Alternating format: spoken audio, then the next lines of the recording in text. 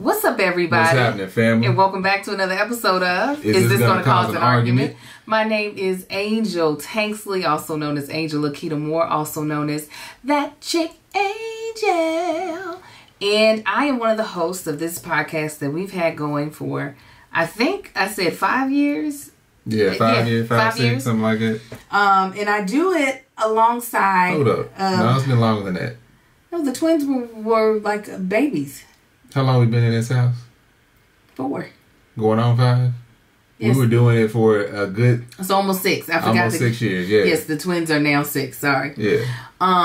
But the voice that you hear correcting me is my best friend and husband for almost 14 years, the co-host of this podcast. Tell them who you are, baby. I am Marcus on the gram, also known as Marcus Tanks, also known as Tank. Alpha up in the building. This is our podcast.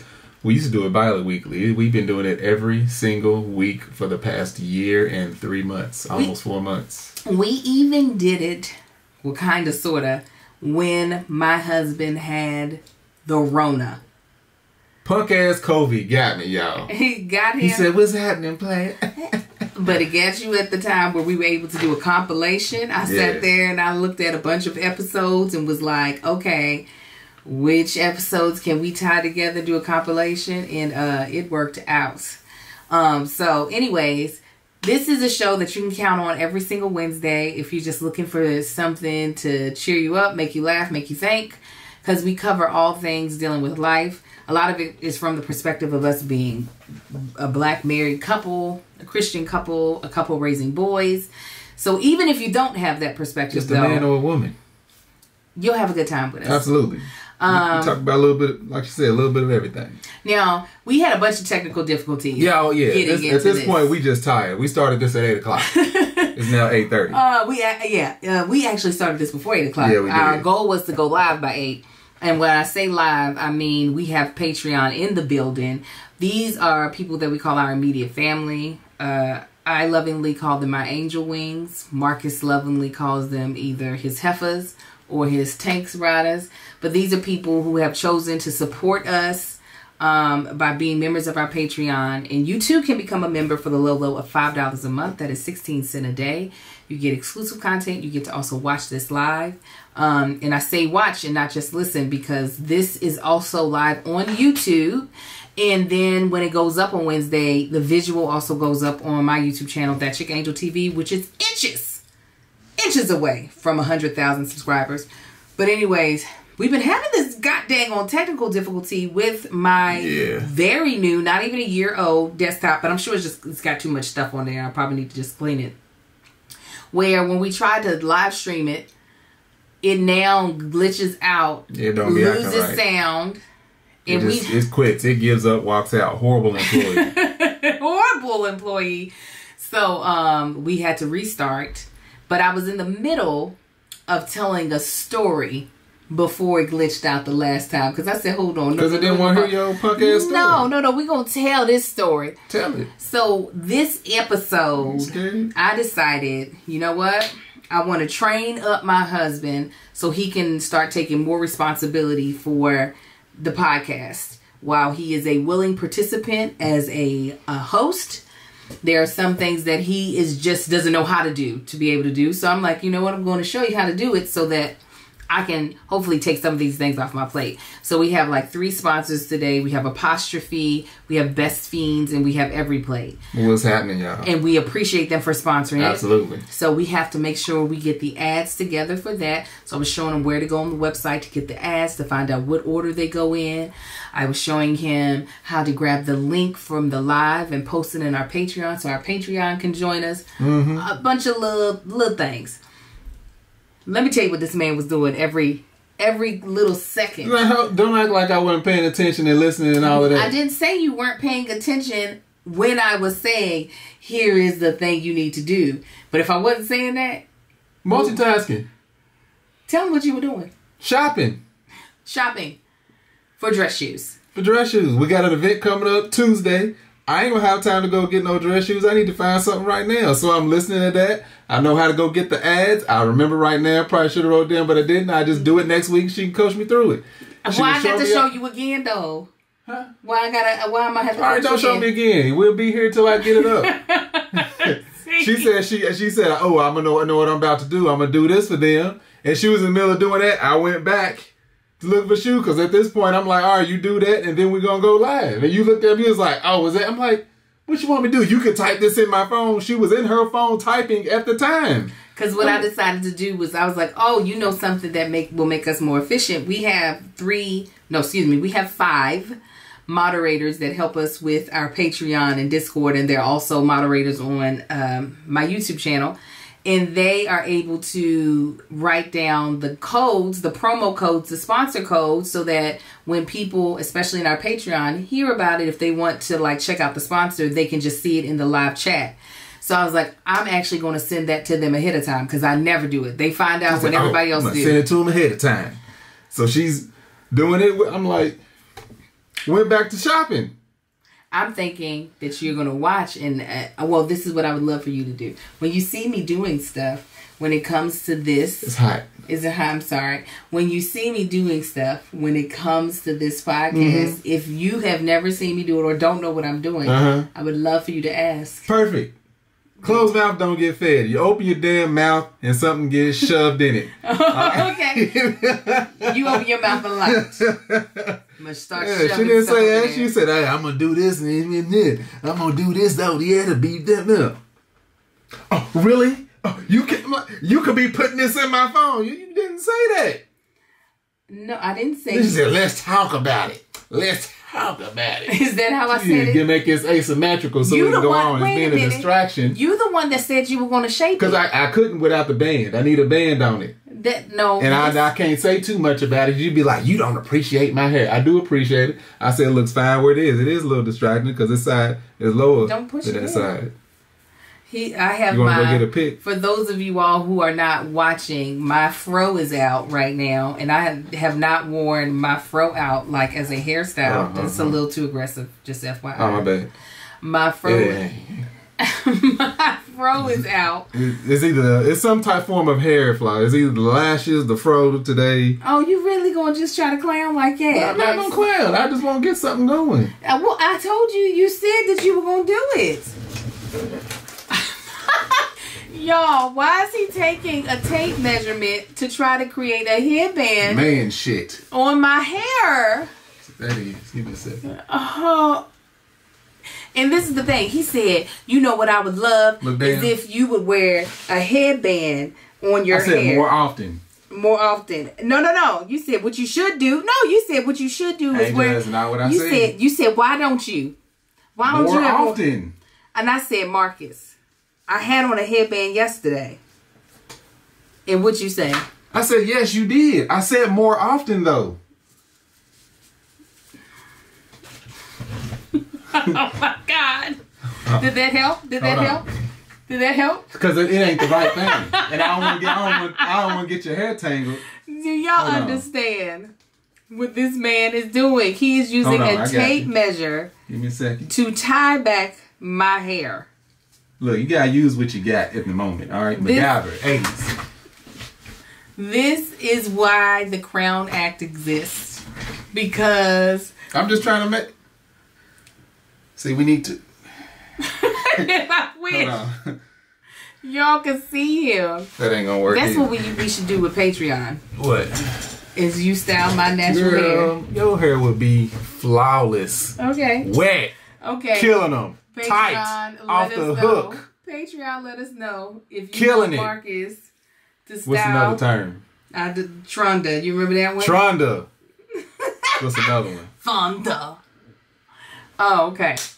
So. Owlet. I don't know. Anyway, we digress. Hard body. Long story short, he needs to be a better student. You need to be a better teacher. I am a great teacher. No, you're not. So you think your student's not learning. Something's wrong with your method. Oh, is that right? Yeah. Let it be one of your kids. No, the teacher needs to. No, like you said, you got to start taking notes. Marcus don't be taking notes. I'll be having to show him. He be editing. And let me tell you, my baby's gotten better and better at editing. I'll give you that. Okay? Proud of you. But when I tell you my husband... What y'all say? It's Angel. But. No, but. No, but. I'm not going to say no. I'm just saying you could take notes. He'll ask me, say, now how I do the cut of the thing? How does... Anyways, we usually start this episode off with either one of two segments. They are In My Feelings or Tanksley Pride. Yeah. You want me to choose this week? Yeah, you can choose this week. Okay, why are you picking with me? Why are you picking with me? Go ahead, choose. This week we will do Tanksley Pride stories. Surprise, surprise. I'm like, we only got two. You want to add a different segment? Nah, we are going to add a different segment. We are. Not no time soon, but go ahead. Actually, yeah, we can add a different segment. What you thinking? I don't know. Go ahead. Which Tanksley Pride, girl? Stay on topic. I am. Teacher can't even stay on subject. How she going to keep her students on subject? Stupid. Tanksley Pride story. Kai. Yeah. I wish I had it right here in my hands for you all to see in person, those of you all that are watching. But I will put it up on my Instagram that you can follow me at That Chick Angel on Instagram. I saw a drawing on the floor because my kids have no type of understanding that papers shouldn't just be on the floor. I saw a drawing and it is clear as day that this is a drawing of a flamingo. Talking about beak. Not just a flamingo bending over with his leg up drinking water. That is what it is doing. And I don't mean abstract. I mean a literal, obviously not realism in the fact of you seeing shades and stuff. But it's you not. Saw yellow legs, yellow beak, black face. No one yellow was. He outlined it in green, but it was a pink body. Yeah, pink body. It was yellow. Wasn't the big yellow? No, he did it in the same as the outline, but he did it the right. The shape of the flamingo's beak. You know how it's long and then curves at the tip. All of that detail. I was like, I saw it on the floor, and I said, "Who drew this?" Because the fact of the matter Boy, is, she asked sound like somebody was in trouble. Well, because it's like they almost drew a middle finger. The fact of the matter is that it didn't matter which child drew it, whether it had been Marcus or Mar. If I found that an angel drew it, I'd have been like, "Who did this?" Exactly. I said, "Who drew this?" Kai, I did, and I said, "Did you trace something?" He was like, "No." And I said, "Well, where did you see this flamingo from?" He was like, "Our teacher showed us a flamingo." I was like, "Oh, okay." And then little Marcus came around the corner. The teacher showed us a flamingo and we were supposed to draw one. Yeah. So little Marcus comes around the corner and he said, "Oh, yeah, I remember that because Sai saw it and asked if I helped Kai with it." And I told him no. Y'all. Yeah, because I was over there like, hold up. Right. Now, hold up. This is not real. We came from the same place at the same time. Why is he doing that? And I have mentioned before that I have thought my child Kai has artistic ability. But most of his stuff has been a little more abstract, except for his drawing of his... There's another drawing that he did of himself with a backpack on. This boy is good. Like, yeah. It's so strange to me because, like, it feels almost prodigy-like. Mm-hmm. Like my kids, I feel like are talented in different ways. Every single last one of them. I feel like Marcus, when he's focused, he's really good at math. Sai, he learned his letters without any of my help. Learns fast. He learns very fast. He picks up on stuff. So he was doing sign language today. Right, doing sign language. Sai can actually like read, and it has not been because of us. Okay, we tried. The baby can count. We didn't teach him that. He learned that on his own. Yeah. So I feel like they all have their own talents. But Kai's talent with drawing truly feels prodigal-like. Because he's about to be better than everyone in this house. Like, from daddy on down to the dogs. So it's so weird because I never want to be, even though I don't mind being a Matthew Knowles or what's Michael Jackson's daddy's name? Is he dead? Michael Jackson's dead? Joe? Is he dead? the fact that you got to ask, he probably did. He probably did. Think about it. Michael Jackson's was 50 something when he died. That was, how many years ago was that? Same year as Marcus being born, 11 years. 11 years ago. So he's 61. His daddy got to be dead. Yeah. So while I don't mind being one of them parents as far as in seeing just a drop of talent and pushing them on, I don't like to be that parent that's like trying to make a talent seem like it's at a higher level than what it actually is. I like to be realistic about it. This one is blowing my mind just a little bit, where I'm just like, no, like low key, what the hell is going on here? Because this is something different. But we will continue talking about that after we tell you about our first sponsor, Apostrophe. Let me tell you why I actually really love this sponsor. Is because as a black woman and as black people, we really pride ourselves in our skin. We pride ourselves in our melanin.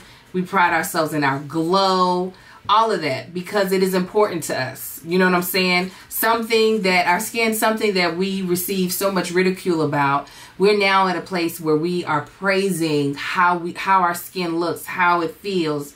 So when our skin is doing things that we don't want it to do, I think for us, it causes just a little bit more like strife and stress. You know what I'm saying?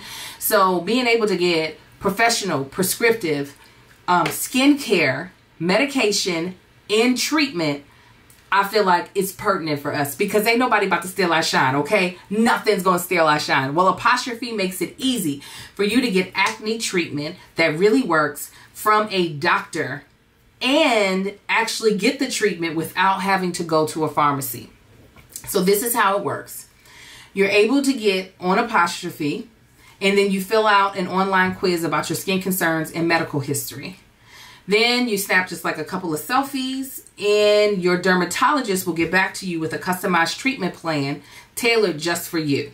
So I just want to point out a couple of things. One, this is a board certified dermatologist. This ain't somebody's granny telling you just to put some baking soda on your face and clear it up. That ain't some dude with a shop giving people's beating faces for a living. This is a board certified dermatologist that is giving you what works for you. People ask me all the time what I use, and while I don't mind telling people like little things that I use at home, I know my skin is very particular to me, right? So I don't like to really like tell people, oh, use this because this will work, because my skin is more than likely going to be different than your skin. So that's what makes Apostrophe really amazing, is that it's tailored to you, not anybody else, but your skin. And it's also tailored to what you want to work on. So I don't get acne that often, but when I do, I get hyperpigmentation. Those are the dark spots that, don't nobody want, because then you be having to pile on concealer if you feel any type of self-consciousness about it. You can't just let your face have like a free, I'm just going to glow all natural day, because you're trying to cover up the scarring but of the hyperpigmentation. Well, Apostrophe can help you with that. It can help you if you're having just acne problems in general, if you're having breakouts. Anything that your skincare goals are, whether it be improving the texture of your skin, because I know sometimes you be like, now why my face over here got all different types of things going on? I want smooth skin. Apostrophe can help. So this is what we want you to do. We want you to get $15 off your first visit with a board certified dermatologist at apostrophe.com/isthis. Is this? And use our code isthis. Is this? This code is only available to our listeners, all right? To get started, just go to apostrophe.com/isthis. Is this? And click begin visit. Then use the code isthis. Is this? And sign up, and you'll get $15 off your dermatology visit. That's apostrophe.com/isthis. Is this? And use the code isthis. Is this? To get your dermatology visit for $15 off. And we thank Apostrophe for sponsoring the podcast. Thank you, Apostrophe. We greatly appreciate it. So yes, I really am blown away by Kai in his artistry, and I can't wait to find out if that I'm sorry. I'm just realizing something that my moderators put in the comments, and I'm gonna whoop her once once we get finished doing this podcast. But do you think I'm losing my mind? Doesn't it feel a little bit Prodigy like how well he's drawing? Absolutely. Like when I was good at drawing, I don't do it anymore. The only reason I got good at drawing is because I liked what I saw with I had two friends that were extremely good at drawing, but they had a natural gift for like art. Like didn't take any classes. They would just doodle all the time and got really good. And I'd ask them, like, how did you get so good at that? It's just like, I've always liked doing it, and I got good at it. I started doing the same thing, and that's how I got good at drawing. Then I stopped. Now I can't draw that well at all. Probably if I put my mind to it, I could probably get back into it. But for him to get it, have such a natural ability at such a young age is phenomenal. Like, I haven't seen anything like it. Like, the stuff that I see, usually kids is like, okay, you so genius, you might be a little off. Like, because I have seen kids draw stuff. I'm just like, how did your mind come up with that? You haven't even seen some of this stuff before. But him, like the stuff, like the fact that he showed it that pic. The first time we saw something like this is he drew himself. It was literally like himself looked like he took a selfie with the camera almost. Like he was really big in the picture, and we saw that he knew how to draw depth perception. Yeah. Because usually kids, when they draw the sun in the sky, it's usually like up in one of the top corners, top left or right corner. But he drew himself really, really big. Yeah. And then he drew a bird and something behind him, and then the sun was really small in the sky. And I'm like, he understands how to draw depth perception. And this was at the age, he was like 4.5 when he did it. I know. No, he was 5. He was like early 5. He was an early 5 years old when he did this. Yeah, they ain't taking no art classes with somebody to tell them that. Yeah, one of my things when I think I was definitely older than him.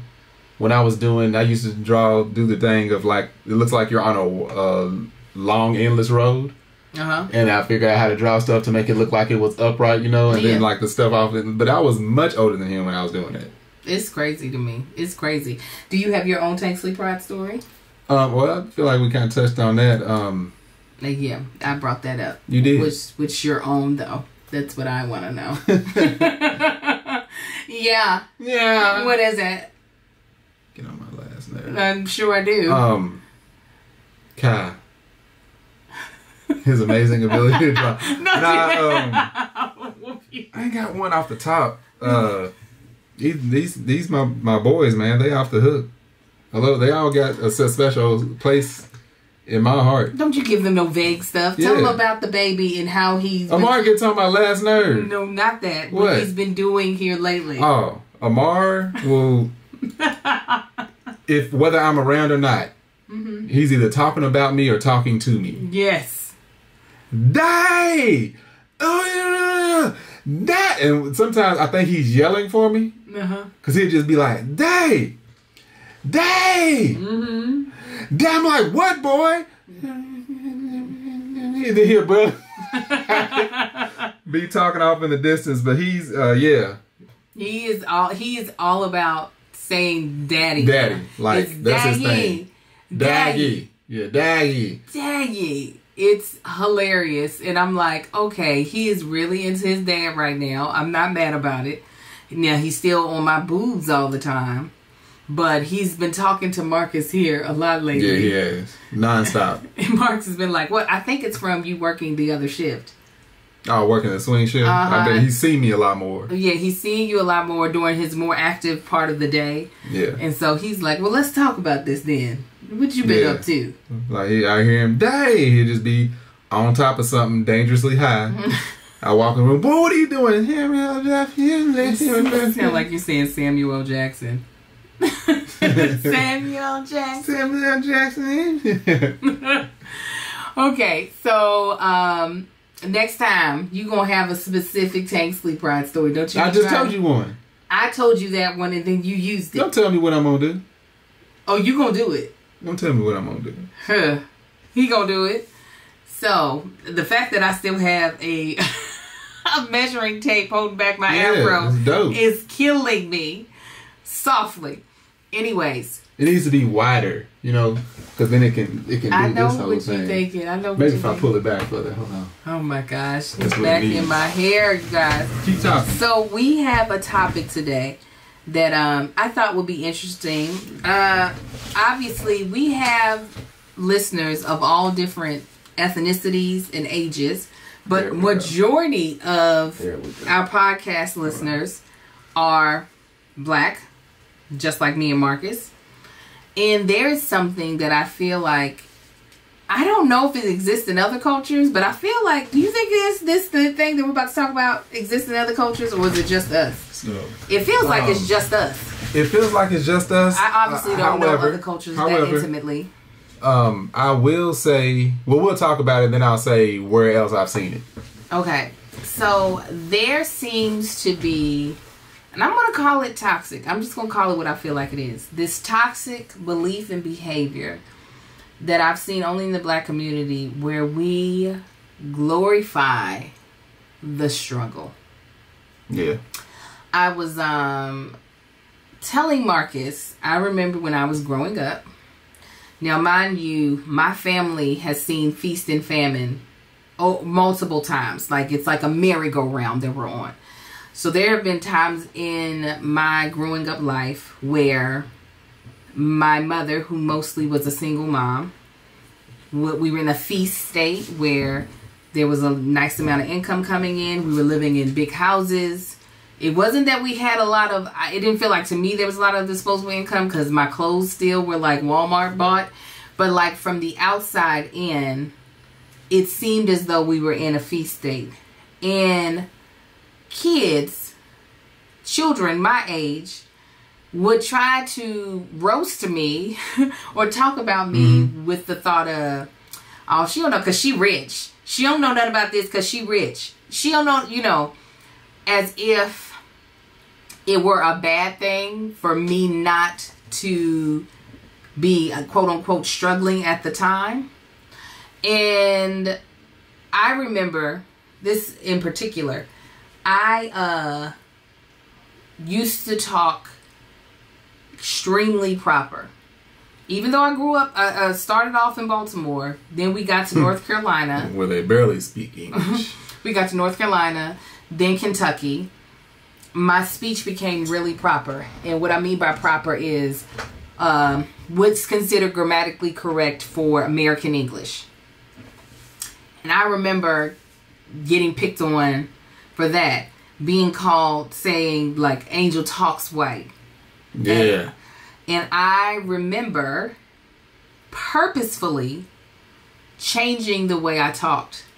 To the point, it then became, this was around middle schoolish age. To the point that when I got to high school and realized this is kind of stupid, that I was struggling trying to get back to grammatically correct. I was struggling in my head of, wait a minute, am I using the tense the right, am I conjugating, is it conjugated? I forgot how to say it. Conjugating. Am I conjugating this verb correctly? Am I saying it right? Because I had changed how I spoke so much so that I could kind of fit in, and then realizing, well, this is not benefiting me at all. Like, how am I supposed to, if I'm especially writing, like, am I writing in the right grammar? But a part of that was because it felt as though that was the only way that I could avoid getting picked on or avoid being singled out in a negative way. Yeah. I see how, like, and I could see kids, because kids, they could be easily seen as like a self-defense mechanism. It's like, even if you're self-conscious about, you know, your home when you go home, when you come to school, or people know where you live, and they know that your family's not doing as well, it's like, oh, I'm just going to pick on the people that seem like they got more. Yeah. However, as grown people, it's still done. It's like, I remember, granted, we were all joking. We were on Bottle and Beautiful one time, and Angel, Melissa, and Kevin were saying something about, you know, how they couldn't do this, couldn't do that. And I was just like, I can't really speak to that, you know, because I had to pay full price for lunch. Like, my parents was, you know, I always did pretty well. Now listen, I had to pay full price for lunch too. We didn't get free lunch. Yeah, no, Very but I'm saying they were just like, you don't understand. Yeah, rich boy. And I was like, it ain't my fault. Now I can say this as a grown man, but I was like, it ain't my fault because y'all was broke. But like, thing is, I've gotten into fights doing that at school because elementary school, middle school, people knew, like, you know, everybody rides a school bus. They see when they picked me up, the neighborhood that we lived in. Mm-hmm. And they just all rode, a lot of them rode, you know, out of the hoods sometimes. And then they came to my neighborhood and I got on the bus with a few other people. They're like, oh, yeah, he think he better than it. No, I don't. Mm-hmm. I really don't. I don't even know what y'all mean by that. We just moved out of the neighborhood down the street from you. We finally, like, were able to move out. I never will forget that we was on a field trip. You know, elementary school, the parents used to come on the field trips, right? Mm-hmm. And I remember, I can't remember whose parent it was, but it was two moms that were sitting there talking. I don't know, they were talking about some grown up stuff, and they were saying something about who lived or whatever. And somebody said, and one of my friends were talking. They was like, Marcus, where do you live? I was like, I told the person that I was talking to the neighborhood we just moved to, and I remember one of the moms was like, boy, you lying, y'all don't live over there. The mama. I was like, yeah, we do. Like, and then probably it had to be that same year. I remember one of the teachers asking because I had to take some stuff in because our address changed, and then and I didn't know this at the time. But my daddy was so proud of me. He told me the teacher was like, "Did you all?" She was like, "Oh, so you all sold your house?" I was like, "No." She was like, "But how did your parents get another house and without selling the first one?" I said, because they can afford to. I didn't know. I was like, I don't know if they can afford to. So I went home. I remember it was like a week or so later. I told my dad. She was like, yeah, the teacher asked me, you know, how was we able to do this? And I said, because they can afford to. He said, I'm proud of you. I'm real proud of you for telling me. Yeah, you went and flexed on them at the school. I appreciate it. But it's like, I remember Wait a minute, hold your thought. Oh, yeah, go ahead and tell them about some Every Plate. Every Plate. Actually, you guys, I plan on... We've used Every Plate before. I plan on actually placing an order right after this podcast. So, y'all go on ahead and do the same too. Every Plate is America's best, I want to say, most economic in its I'll say what I was gonna say, America's best value meal kit. Okay, because you're pretty much getting a meal for $1.99. Okay, like you ain't gonna get that nowhere. You can't get that in no fast food place, and then if you can, no telling what you're putting in your body. But Every Plate makes dinner time so easy and so inexpensive, yet so healthy. Yeah. You get meals you'll enjoy, and your bank account will love you right to your door, contact free. Think about it this way. One meal from Every Plate is the same price as 1 cup of coffee. Lord, help me. That is so inexpensive. Every Plate dinners are less expensive and more fulfilling alternative to takeout or delivery. More bang for your buck. Let me tell y'all how much we spend in delivery per day. We're spending at least $100, if not more, per day. And let me tell you why we are hemorrhaging money from takeout. Because being as busy as I am with all of these podcasts, with all of these shows, with all of this social media, with my husband having to have a almost 3-hour commute daily. No, not almost. At least 3-hour commute every day to go to work and work 8 hours, then come home.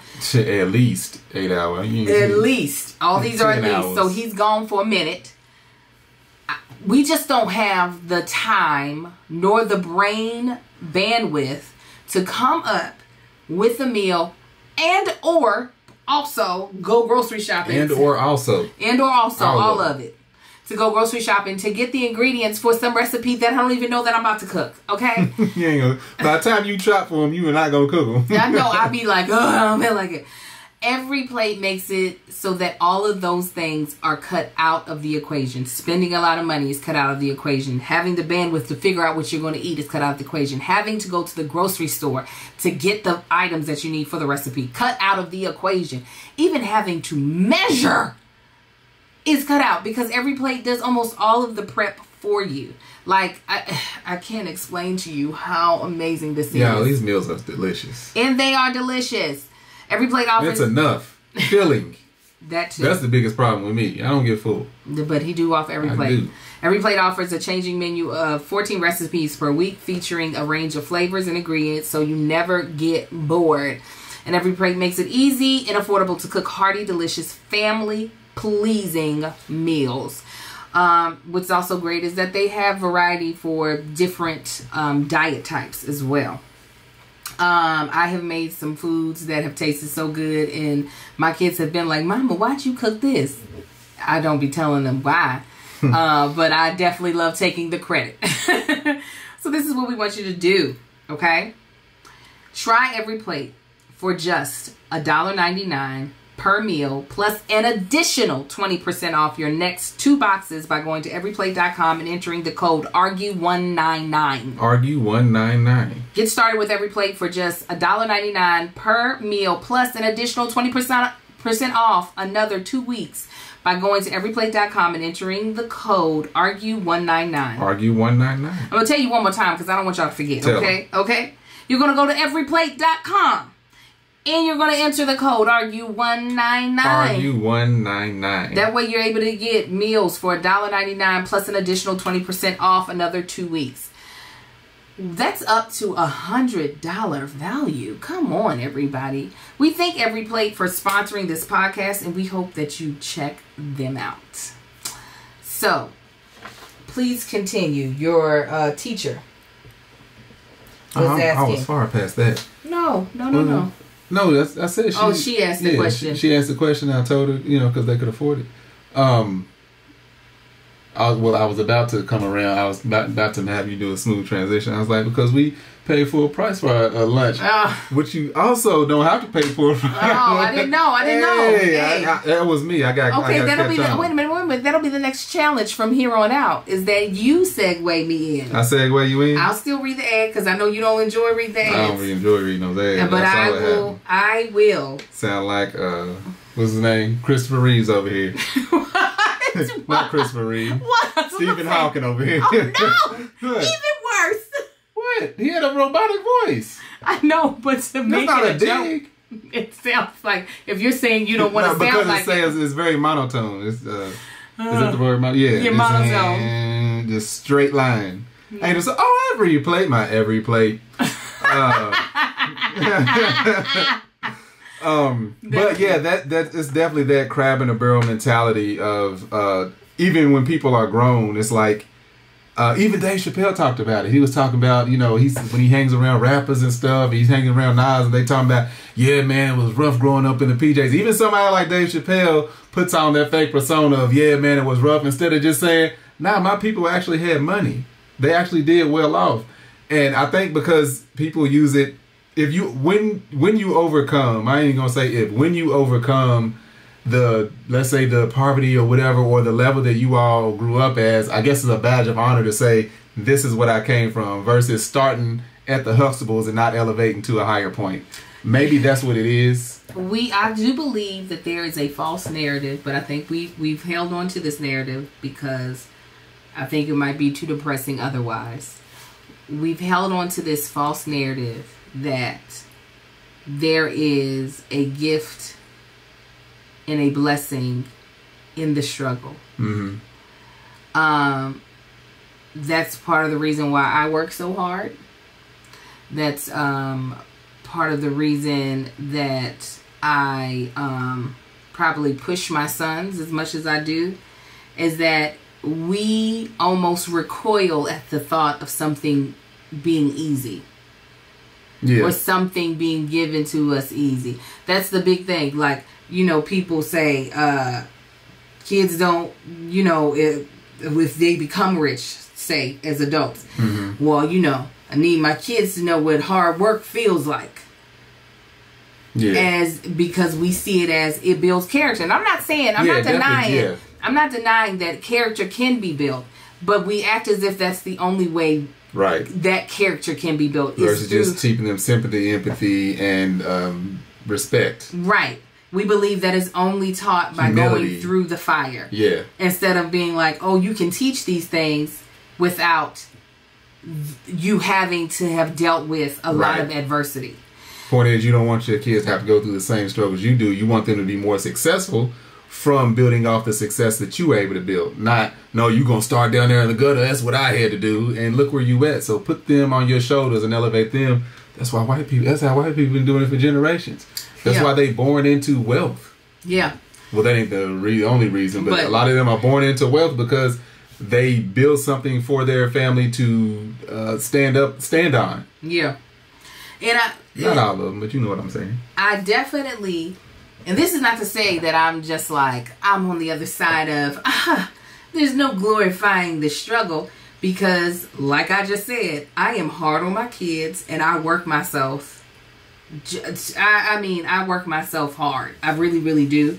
A part of me has not cracked the code of what it looks like to reap the success that I want without working myself to the nubs. I watched this one, I've mentioned her several times. Most people know who she is. She's a beauty influencer named Jackie Aina. She just started another Instagram account called Lavishly Jackie that is all lifestyle, because most of her stuff used to be was beauty and makeup. But one of the things she put on her post was that she is not prescribing to working herself all day long. Mm-hmm. She was like, I want to enjoy my life. And that does not mean that I work from sun up to sundown. That's just not what I'm about. And I do feel as though that is not a perspective that is taught to most black people. Most black people are taught, you gotta work hard, harder you work hard and save. Listen, if even celebrities, somebody like Puff Daddy, team no sleep, I ain't sleeping. We look at somebody like, my favorite, Beyonce. I love her and am in love with her partially because of how hard she works, and because I don't want to say I see myself in her, but I see that same type of drive of just being willing to put in the hours to try to get past everyone else. You know what I'm saying? Frightening and concerning in love with Shut up. But then to see somebody else be like, no, I want to be successful, but I also don't want to be over here stressing myself out, working every day. I was like, huh. Yeah. What does that look like? That was somebody, one of our friends sent me something that these guys were talking. They were entrepreneurs. Also, I just had this conversation with my cousin last week of people not having the mind concept of everybody, a lot of people, especially in the black community, think you should be working hard for your money, work hard for your money, instead of the concept of what money I do have, I'm going to work hard for me. Right. And we don't have a lot of people that are taught that. I think I had that epiphany probably last year sometime. Mm-hmm. Like, why not letting my money work hard for me? Yeah. What does that look like? How do I do that? How do I transition into that state of mind and living my life that way? And the same thing is these guys, they were talking, what my friend sent me. They were talking, it was these guys saying that, and he had a very good point of, anytime you have somebody who's working extremely hard, like the regular person, regular day, 9-to-5 person that works extremely hard, always works extremely hard. It never stops. They can have 3 jobs. He was like, think about it. You don't know anybody with 3 jobs that's wealthy. Anybody that has 3 jobs, they don't have time to build anything past that because they're always working. And I kind of came to that, like, again, I'm rethinking how I'm moving. Me and Angel been talking about that whole thing, but this true is like everybody, we are, especially in the black community, that's what we're taught because we saw our parents do it, their parents saw their parents do it, and so on and so forth. And that's what was taught because that's how they know. Now we're in the age of technology, we're in the age of information, and it's time to revamp. Not to say that everybody's supposed to be an entrepreneur and everybody's supposed to own businesses. No, that's not everybody's goal. However, everybody does not need to be working their fingers, like Angel said, working their fingers to the bone. Yeah. And now, this is the one thing that I do understand, is that sometimes to get to a more level playing field, there is a certain amount of like blood, sweat, and tears that you do have to put into it, just because a lot of us are coming from a huge economic disadvantage.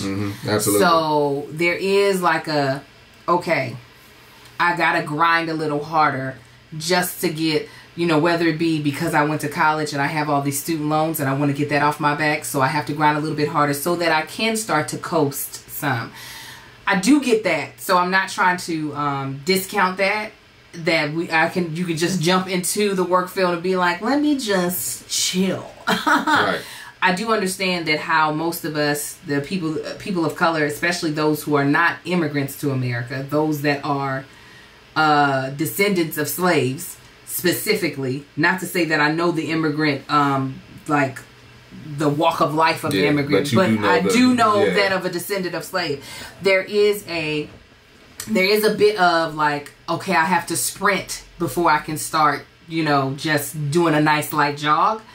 But I do think sometimes we don't know when we can stop sprinting. We feel like we have to keep sprinting in order for this race to have been worth it.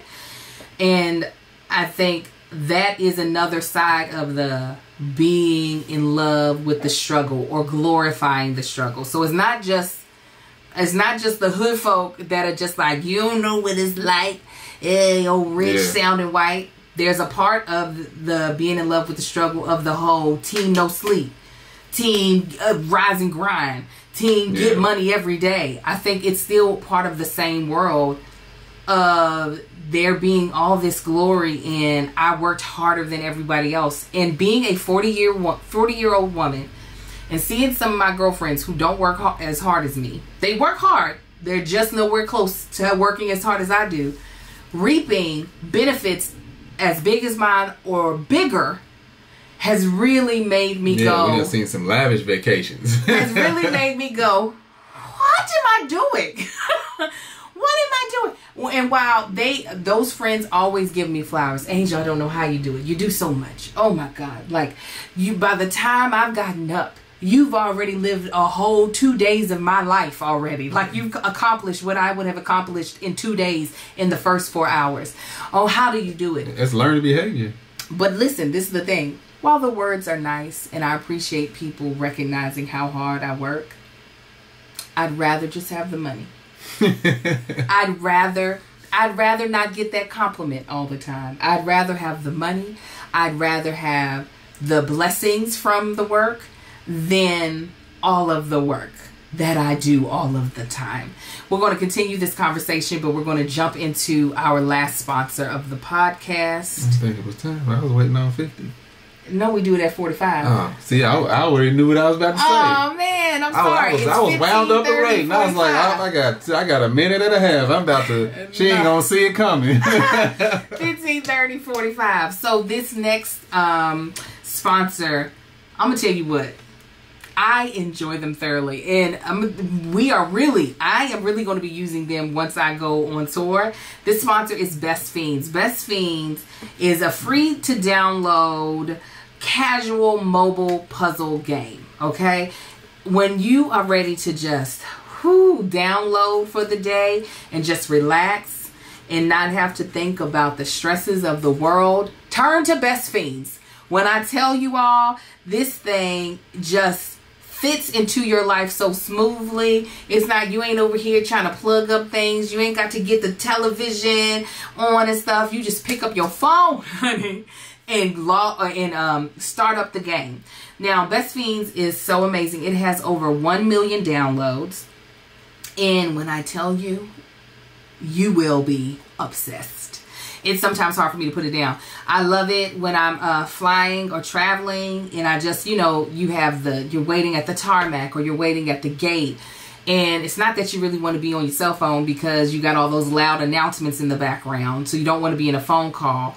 But you also kind of want to be doing something. Best Fiends be that game for me. I do believe I'm on level 100 or I'm right past level 100. And what's so fun is that while I love it as a grown adult, so do my kids. So it feels like a classic. That's what it feels like. This will be a game that people will always remember. It has really fun characters in it, and you get to upgrade the characters as you level up. and then you get to defeat each puzzle within a certain amount of moves. And I'll be telling you, a girl gets frustrated when I be down to those last 2 moves and I still got to accomplish like 3 more things. I don't be giving up. I'll be like, we're gonna try one more time.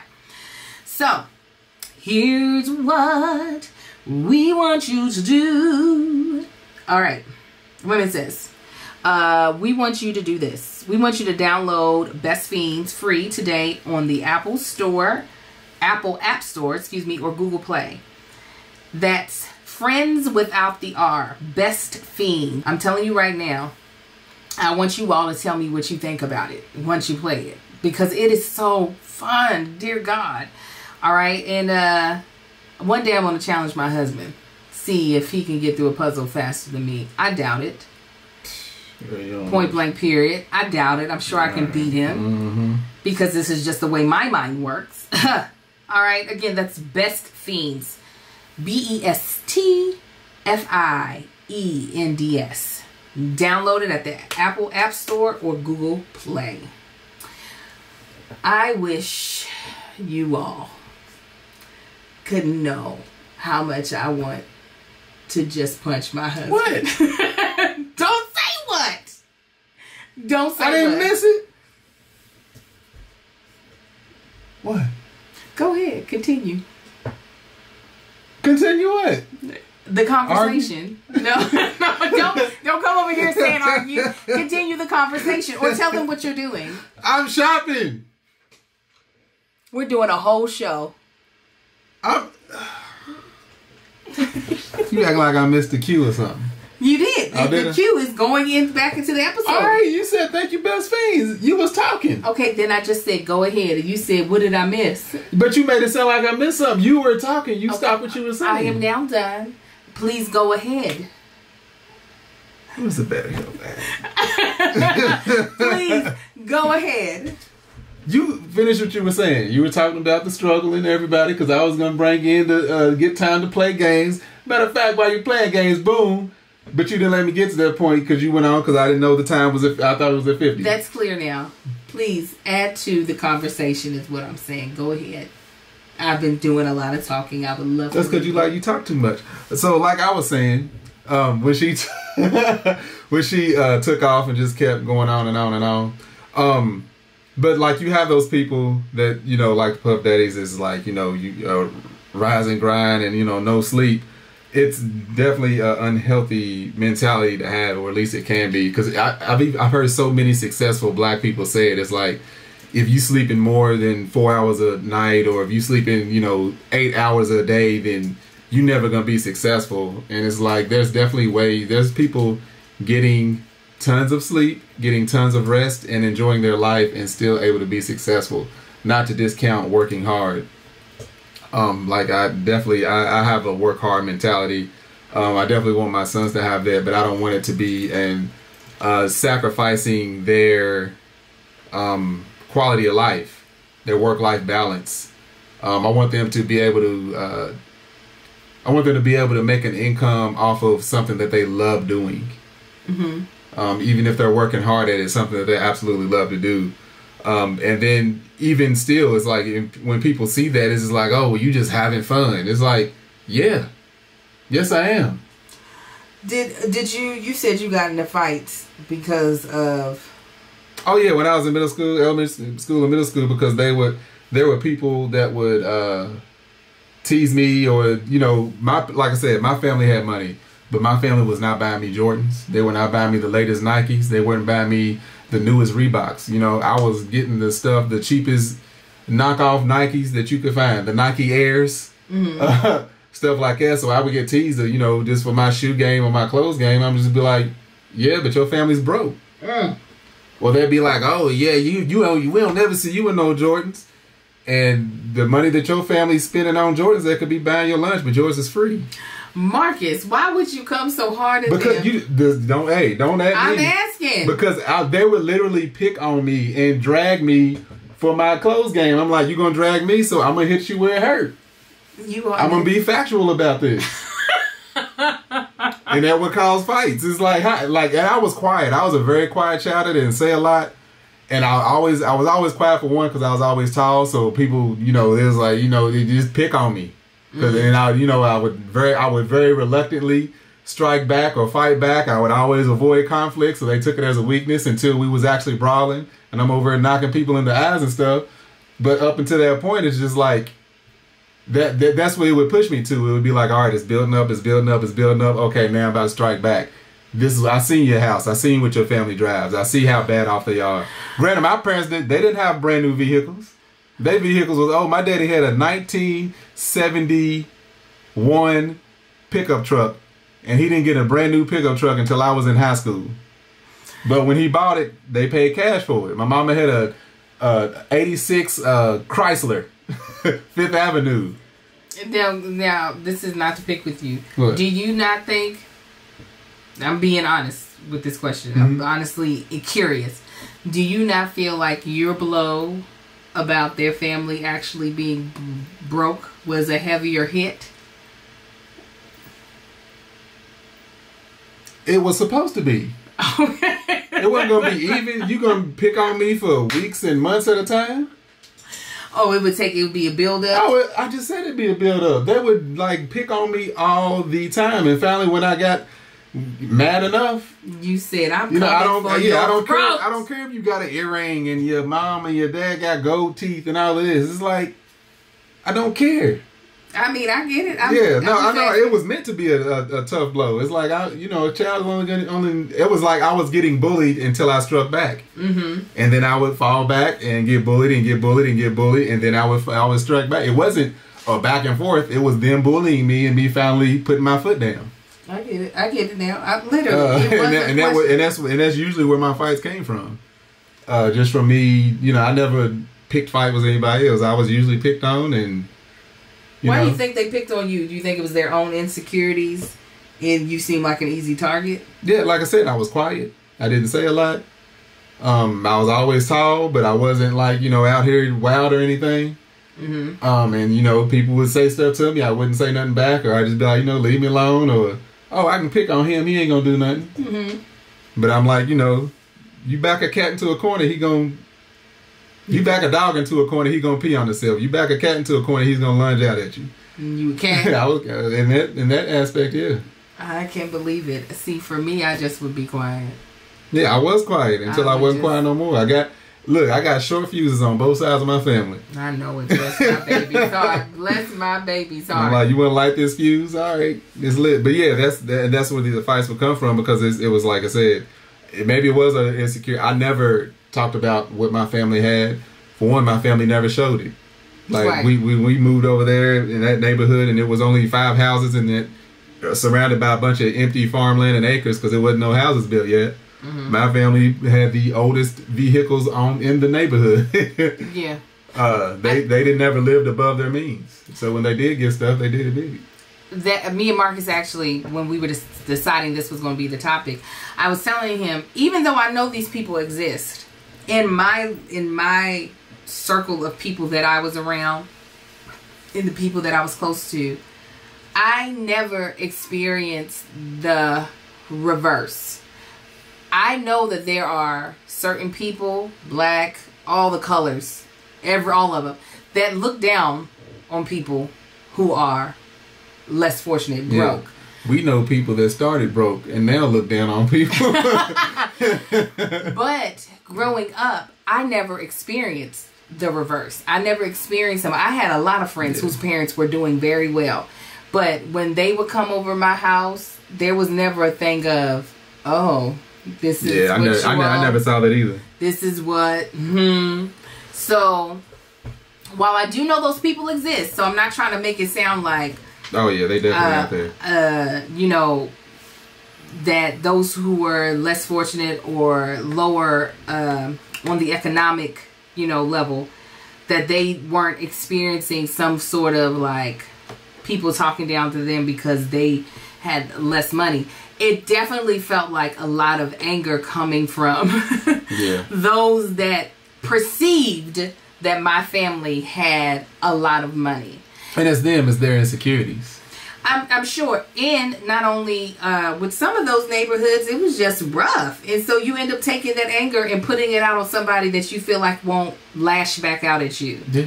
And I know that was the case. That was the case for me. I remember, so funny. I love it. People be getting so upset at things. I did the explain this, or you got some explaining to do with Kev and Tahir. And they were talking about one of my hairdos in one of my pictures. Mm-hmm. And I was like, listen, I was stunting because this was back when girls couldn't grow hair, right? Yeah. I was like, so I was stunting. I remember, I never thought that way about my hair, like, stunting on these hoes or nothing like that. But I remember girls used to pick on me so bad. That was one of the things. Oh, she thinks she cute just because she got long hair. She thinks she cute. And it would get me to the point of not lashing out because I wasn't about to fight these hood girls. But it caused me to start having resentment towards them. Like, you're just mad because you got an ponytail. You don't even got enough hair for the peak. And that's all you got. From you saying that, you can't understand why I don't like when people call me conceited. Well, no, I don't get them. The thing is, if somebody says something great about my hair now, or Angel loves her hair, I'm going to be like, yep. I don't care now, but... You did. I did. When I said we first started dating. And we were married. I didn't even care. It was just when it would be annoying. Regardless.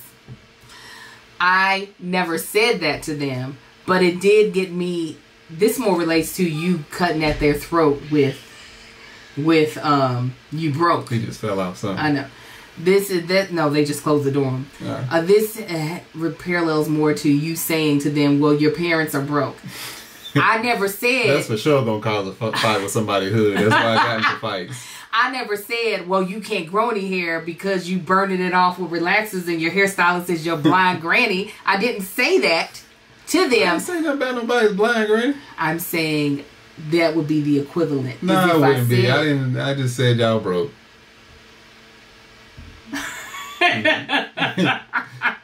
It would be the equivalent. I just never said it, is what I'm saying. The reason I never felt bad is like, yeah, y'all walking in here with then the Jordans was like $150 shoes. Your parents got some reevaluating to do. That's what they got. They're sending their little rat child to school with all these expensive clothes, and they ain't keeping the lights on. That's a problem. But no, pick on me. But they used to pick on me, but I also didn't dress good, so they were able to throw rocks real easy at me. They were like, Angel is just an open target because she's out here with these Walmart clothes on, with her fresh roller wrap. Like, we've got an easy aim at her. But luckily, I think that might be why I developed thick skin. I was just like, well, I'll just be smart. I'll just be smarter than everybody. That's fine by me. Yeah. That's what it is. I'm just gonna make sure you know how I feel. Make you think about that when you go home and lay down at night. And the roaches is crawling across you. But no, I definitely. It was mean, man. The thing is, I lived in the same neighborhood as them like my entire life up until we moved. So you were just flashing in their face. No, I was like, seen you just come outside all full. And clean. Not when I lived down the street. When I lived down the street, my house is better than yours. Actually, it's not. My street even looks better than y'all's. You're terrible. But I didn't say nothing. But we was all in the same neighborhood, so it mattered. Then when we moved, I was fighting before then, but even when we moved, it got even worse. I do understand, though. Listen, this is not to put blame for me. Let me speak for myself. You can decide how you want to say it. This is not to put blame on those kids that picked on me. And from my perspective, that picked on you. Because a lot of that is them being subject to their environment and also not knowing how to process the feelings that they're actually having. And they're just lashing out the way they see other people lash out. So I don't even have any, qualms with those people. Because I realize now, looking back, especially now mental health is an important thing. These people are facing the trauma of poverty and of different violence that would happen in their neighborhoods and having to pretend like this is a normal life. So it's not, and I know you don't care. I can't tell because they all right now. I'll tell them right to this day. Hey, you remember you pick on me? They might be. They might be fine. But I do realize. Most of them are. But I do realize that just because that was then, we all cool now. It was normalized because that's what they saw everybody doing. That is not a life that any child should have to grow up in, of not really understanding what is actually important. Like, come to school with clothes on because that's all you have to call your own and to flash, versus, you know, having a different look at stability in your home and loving your home. Not to say everybody came from broken homes that was mean, because some kids just be mean because that's who they are. You know what's crazy? I never saw, alright, so we had these programs where, especially in the wintertime, maybe around Christmas, they would take, I don't know what the program is called, but they would take like less fortunate kids, less fortunate. So there was this program that they used to have, I believe it would take like the kids from less fortunate families, like in the wintertime or Christmas time, and they would take them and give them like coats, basically give them clothes, gifts and stuff. I don't know if they'd give them stuff to take home, but I remember every time they came back, you could tell the things that came from that program, because it was like they only had like a choice of like so many different type of jackets or coats and stuff, so you could see. But I think it was like a well-known thing. We all knew what they were doing, I think, but they never got picked on. Like, nobody ever said, oh, you got this on, you got that on. It was only like the people, or not the people, like I'm only taking my personal experience that I saw, and the experience of like me getting picked on because it seemed like my family had money. Yeah, they felt like you could take the blows because you had stuff to fall back on. These children getting this free stuff, they already at the bottom. Yeah, but as to your thing of, you don't see it in the reverse, because that would be the reverse in that situation. Right. You know what I'm saying? Yeah. No, I don't. I do believe that while it does exist, I pick on somebody that's doing better than me, but not somebody that's doing worse. Right, because I do believe that's one thing that I hope that black people will always have, even as we become more and more successful, is that we do have compassion for the fact that sometimes people just can't figure out how to get out of poverty. And it's not set up for it to be that easy to figure out. Education is what gives you the best access to getting out of poverty, but sometimes it's just hard for people to be able to get that access and to be able to figure it out. So I hope that we always have that compassion, especially for people of color that have a huge economic disadvantage, because, you know, some of us, luckily we're just dealt a better hand and we're able to turn things around. Absolutely. And for some people, due to a bunch of circumstances, it's just not there for them. So I hope that never is the case, but I personally want to start making, in this as we get ready to travel into we're in the second quarter, get ready to travel into the third quarter, I want to start making a mental note and a goal, and challenge myself to not praise the struggle, to not use the struggle as my reward, and to know that there is a blessing in the life that does not feel the need to work itself to just nothingness. I know that it's possible. I know that, I don't know. I know that I can do it, but I know it's also not easy. This is something that I have been thinking and doing for 40 years. So, but I want to, listen, there's still some things I need to work hard at before I'm done. But once I get there. Yeah, I was about to say, it's people, like, we already do it. There's this huge push for, you know, buy black, support black. And I think it is important that we help others. Like, everything that I do, I try to reach out. I try to find a black-owned business, black-owned company of some sort to, you know, to patronize before just going out to some, you know, big company to do it. It is, a lot of times, it's very difficult to do. It is a lot easier to just go to the nearest and closest thing. A lot of times businesses are smaller, so they want to charge a whole lot more because they got a bigger. And then on the other hand, I don't know why they be charging so much sometimes. Smaller businesses anyway.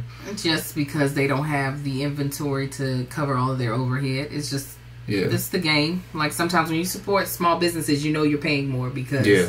they're not being able to get bulk. Yeah. And thing is, what makes it even more difficult when doing that, it's like, all right, it's already difficult for me to find y'all. Then I found you. You gonna charge me more? Like when it's a whole lot easier for me to just go over here and do this. And they got everything I need and some, and it's cheaper. That's why it has to be intentional. It can't be about, this is... Yeah. It has to be, I understand that there are things that are not going to make this easy for me to do or desirable when it comes to my own personal, like, money and budget. Mm-hmm. But I am intentionally deciding to take more money and invest it in you versus less money and giving it to people who don't even need it no more. Right. And they also don't care about me, to be honest. And that is a struggle. Whew. That's a black struggle in itself right there. So, y'all, we definitely want to hear you all's thoughts on this. Let us know if you like this topic. Me and Marcus are trying to jazz up the podcast some. We want it to grow a little bit more. We're loving how our Patreon is growing. Thank you guys who have joined. Appreciate it. We like talking these things, but y'all know I like keeping it light and funny and free. Yeah. But it is good to have these conversations too. We don't usually go too deep with it because there's 1,000 other podcasts you listen to for that. Yes, but I don't think this was too heavy. No, it wasn't. It definitely was not heavy or too deep. Yeah. But yeah. So thank y'all for tuning in, though. Thank you again. Thank you to our 3 sponsors: Best Fiends. Mm-hmm. Apostrophe. Say it one more time. It's apostrophe. And Every Plate. Yeah. Okay. Make sure you all check them out and use our promo code so they know that you came to them from us. Again, thank you to our immediate family, our Patreon. Banger, banger, banger. You can join our Patreon at patreon.com/thatchickangel. Follow us. Make sure you are following Marcus on Marcus Ain't on the Gram on Instagram, Marcus Ain't on the Book on Facebook, and you can get his beard and body butter. No, we're gonna keep it going. He's like, gosh, it's so much. Yup, it's a good much, but goddamn, it's a lot. Beard and body gutter, and body butter. That is called Manshit. That's MANSHYT. You can go to manshit.com. I got more stuff coming, but y'all got to catch up. Yes. It's a lot going on. Follow me at That Chick Angel. Yeah. Check out my new show on the Kevin on Stage Studios app, Ask on Angel. New episodes dropping every Monday. Yeah, make sure y'all check out Bottom the Beautiful. We do mukbangs. We do show reviews. Right now we're doing Married at First Sight. More to come. You'll get a new mukbang this week, I do believe on Tuesday, as well as you will be getting the podcast for that. So if you ever want to just listen to it, we'll be having ads for that as well. So go ahead and check it out. And I got on my phone so I can tell y'all how close I am to 100,000 subscribers on my YouTube channel. So if you're not a subscriber, you can feel bad, because if you were subscribed, I'd be at 100,000. I am at 97,388. So I am less than 3,000 from my goal, you guys. Can we? Is there one? Or is there 2,220 12, excuse me. 2,212? Do we have one? Do we have you? Are you there? Please subscribe to my YouTube channel. Alright, guys. I think that's it. Don't you? Yeah. We'll see you all next Wednesday. Y'all be blessed. Y'all have a good one, fam. That chick ain't